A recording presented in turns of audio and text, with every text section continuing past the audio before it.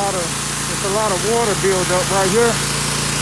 So if you look up under there, you see how clean it is. It was real black, but that water, I can't get up out of there. I'm trying to splash it into the grass, but just so much of it. But this is clean. All right, this is what we do. First. All right, folks. Teamed up with my boy over at Regis and Son, LLC. Bro be putting in that work. So y'all check them out. Regis and Son, LLC.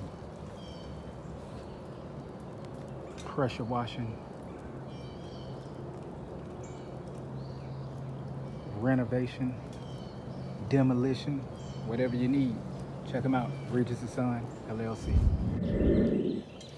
All right, guys, check this out. Regis and Sons, LLC just opened up just late last year.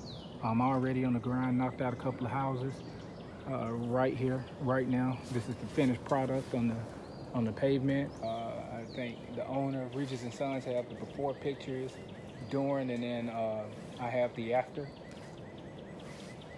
Right now, we just completed the entire home, front yard, backyard, siding of the house, complete siding, on over to the driveway,